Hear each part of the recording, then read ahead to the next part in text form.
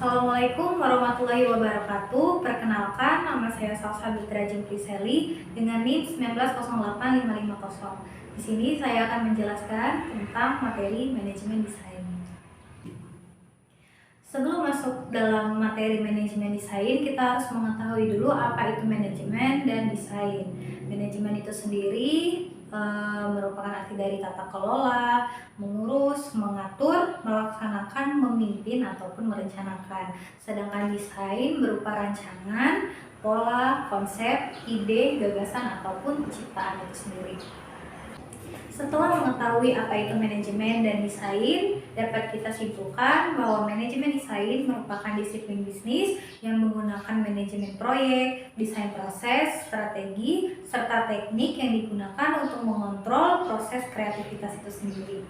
Di sini saya akan menjelaskan bagaimana proses manajemen desain itu terjadi dengan menggunakan salah satu karya saya di bidang fashion, yaitu pakaian bridesmaid.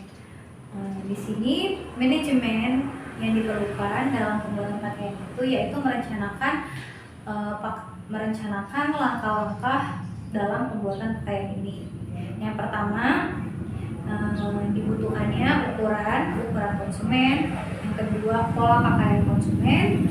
Ketiga, bahan. Dan yang terakhir adalah proses pembuatan jadi dengan teknik menjahit.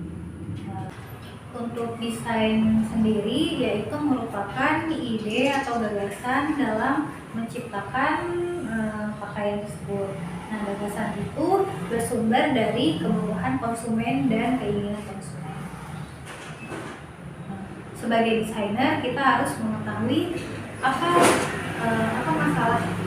kebutuhan konsumen dan apa saja keinginan konsumen yang kemudian akan dipadukan sehingga menciptakan suatu desain yang sesuai dengan keinginan konsumen. Kemudian desainer mulai mencari ide maupun gagasan baik dari Pinterest, Google maupun dari karya-karya desainer lainnya. Kemudian di sini saya mulai menggambarkan ide yang sudah saya dapat dari untuk memenuhi kebutuhan dan keinginan konsumen itu sendiri. Yang pertama, kebutuhan konsumen itu ingin terlihat lebih langsing. Solusinya dengan cara menggunakan bentuk pakaian yang pas badan agar terlihat lebih ramping. Kemudian terdapat potongan pakaian di bagian pinggang agar batas pinggang, karena pinggang wanita itu lebih kecil, jadi diperlukannya potongan pakaian bagian atas dan bagian bawah agar terlihat lebih kecil. Kemudian di bagian lengannya dia memiliki lengan yang besar, agar terlihat lebih kecil kita menggunakan ukuran yang pas lengan. Setelah itu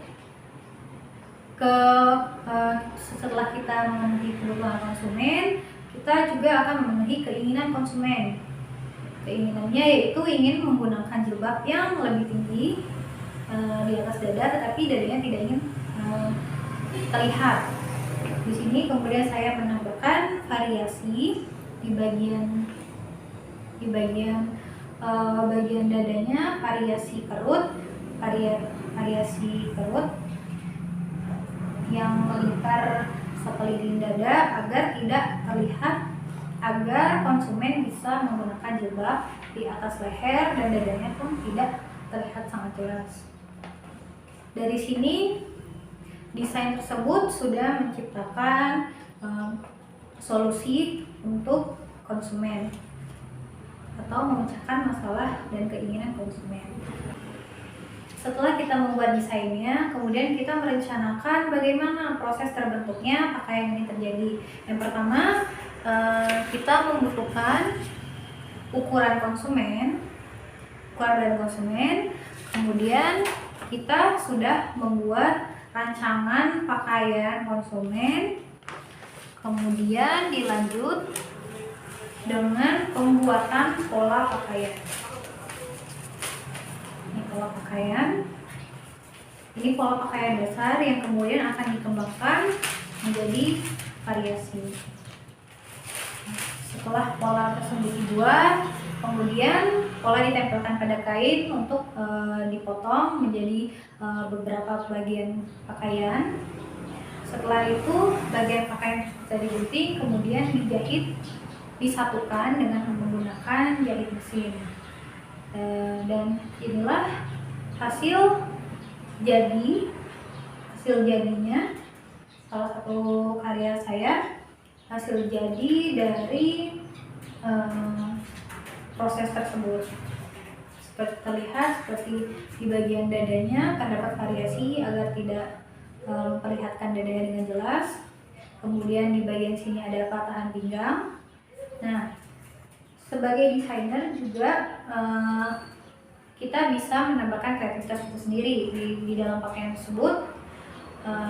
Contohnya seperti ini, patahan pinggang ini terlalu biasa, jadi saya memberikan tambahan untuk menggunakan sedikit ban pinggang atau seperti pinggang dari kain yang di tengahnya diberi sedikit hiasan kristal yang kemudian dipakaikan di sini untuk menutupi kekurangan atau terlihatnya potongan kain.